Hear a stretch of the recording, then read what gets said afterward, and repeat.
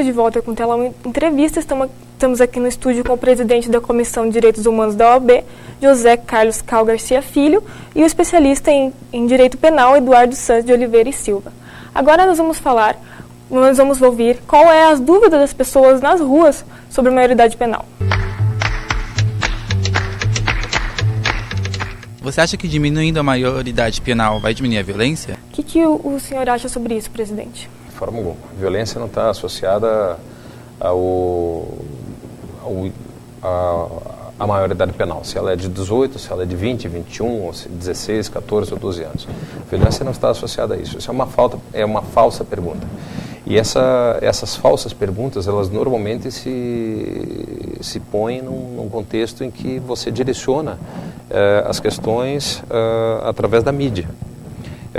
E como se faz isso? Você associa os índices de criminalidade, por exemplo, a um determinado fator.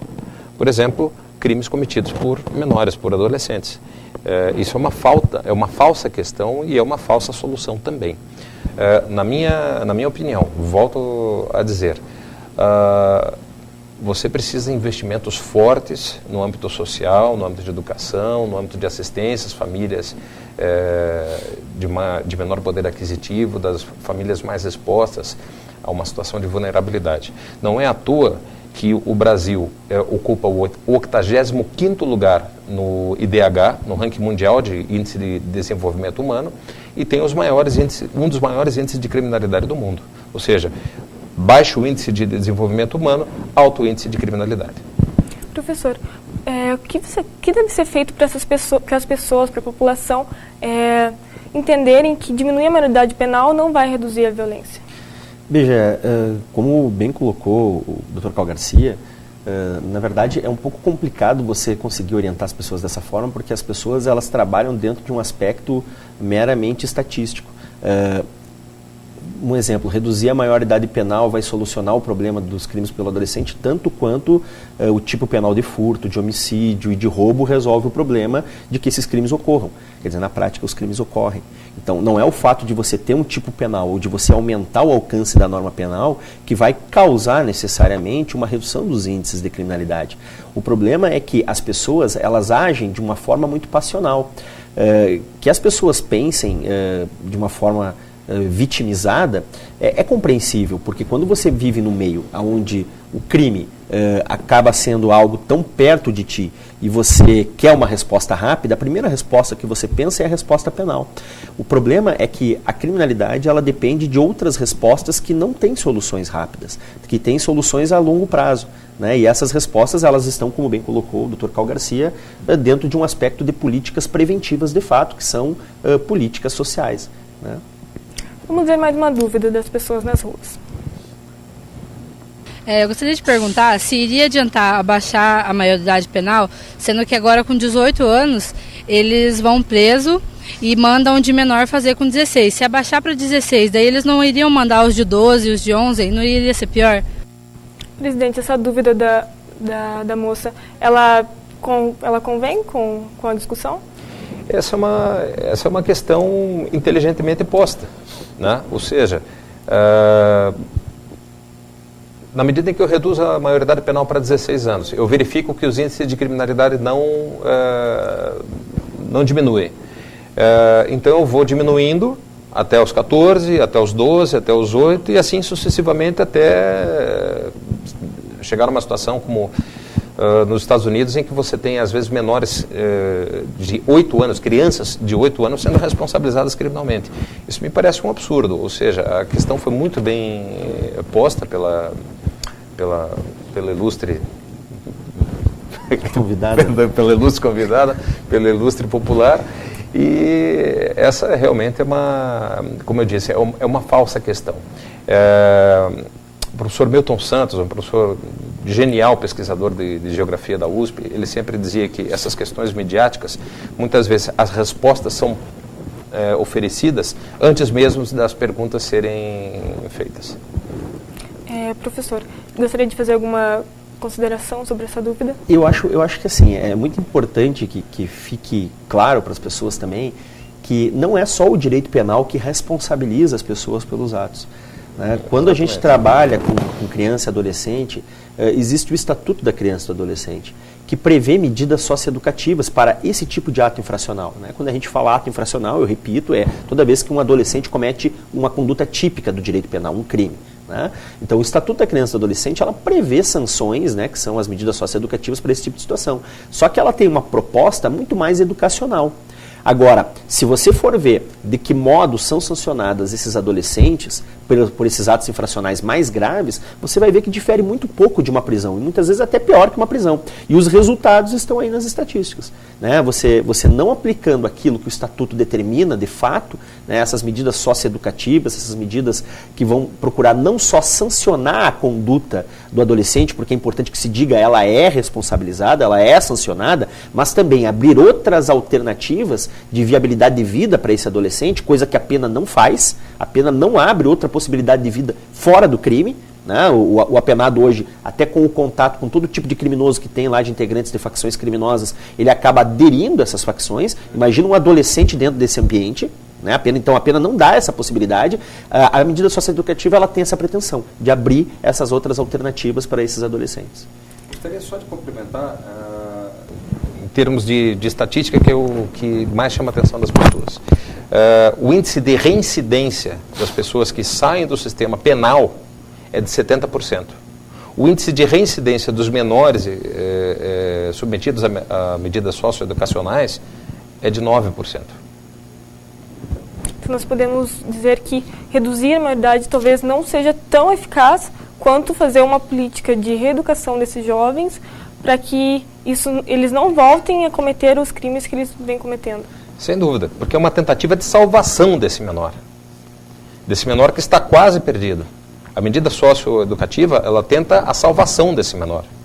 Se você o insere num sistema prisional que está falido no Brasil, que não apresenta soluções para aqueles que já são imputáveis, para aqueles que têm condições de ser responsabilizados criminalmente, obviamente você não vai conseguir também, vamos dizer, a ressocialização desse menor também através do sistema criminal. Isso me parece óbvio. Vamos ver mais uma dúvida.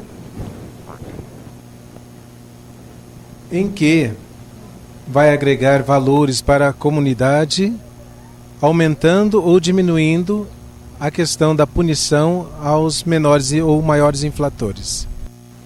Bom, aí nós temos uma dúvida que a pessoa quer saber o que vai acontecer de bom se diminuir e o que vai acontecer de bom se continuar como está. Veja, acreditar que o direito penal é capaz de incutir valores nas pessoas é um pouco complicado. Né? Isso é uma questão que eu até trabalho com os meus alunos, por exemplo. Nós praticamos furto, nós não praticamos furtos porque é crime ou porque nós somos ensinados a não furtar. Nós não praticamos roubo porque é crime ou porque nós somos ensinados a não roubar. Então, por exemplo, se nós simplesmente revogarmos o Código Penal hoje, nada seja crime, nós vamos sair matando as pessoas? Nós vamos sair roubando as pessoas? Nós vamos sair furtando? Eu acredito que não.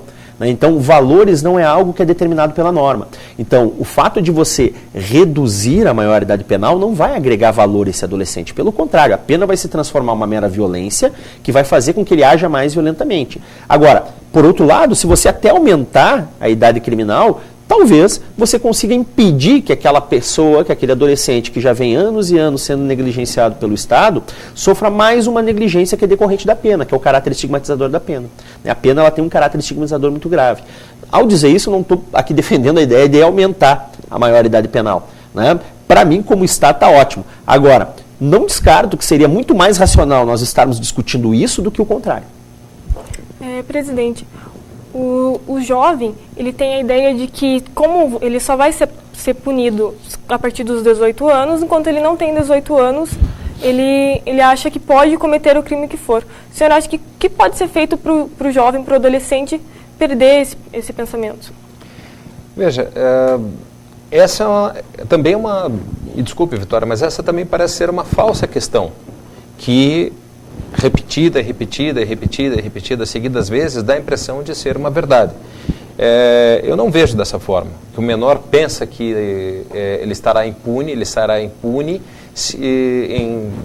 levando em consideração a idade dele. Ou seja, eu posso fazer o que eu quiser, que eu não vou sofrer qualquer tipo de reprimenda penal. Não é por aí. O professor Eduardo muito bem disse, as medidas socioeducativas são medidas que elas têm o mesmo caráter que as medidas penais. Ou seja, o adolescente que cometeu um crime grave, ele vai ter a sua liberdade cerceada, ele vai ficar num abrigo, ele vai ficar numa fundação casa, ele vai ficar numa fundação onde a sua liberdade de locomoção será restringida, nos mesmos moldes de uma prisão. Exatamente igual. O menor que cometer um ato de menor potencial ofensivo, um crime de menor importância, ele sofrerá consequências de menor intensidade. Do mesmo modo que as pessoas que já possuem 18 anos sofrerão medidas de natureza penal de menor intensidade, de menor restrição nos seus direitos, mas mesmo assim sofrerá as consequências, que pode ser, por exemplo, para os maiores, uma simples multa ou a prestação de serviços comunitários. Então, veja, eu acho que o menor não pensa isso. Assim como eu acho também, ou melhor, assim como eu penso, que os maiores também não sofrem qualquer tipo de intimidação por parte da lei penal. Ninguém deixa de cometer um crime de homicídio porque no Código Penal está prevista a pena de 6 a 20 anos. Ninguém deixa de praticar um crime de tráfico de entorpecentes, levando em consideração que a pena mínima é de 5, vai passar para 8 agora. Ou seja, a lei penal não ameaça ninguém.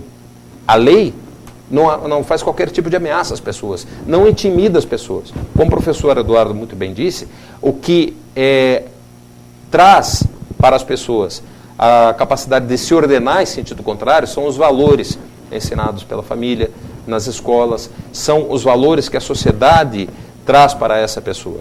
E quando um crime é cometido, na grande maioria das vezes, é porque a família, de certa forma, não deu conta da sua responsabilidade. A escola falhou, a sociedade falhou. Então, vem o direito penal como última alternativa da sociedade para pegar essa pessoa e submetê-la a um determinado tipo de responsabilidade.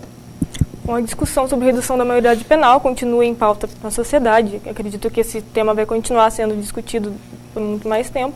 O Tela 1 Entrevista termina por aqui. Eu gostaria de agradecer a presença do professor Eduardo Sanz e do presidente José Carlos. Obrigada pela entrevista. Muito obrigado. Eu que agradeço. Até a próxima.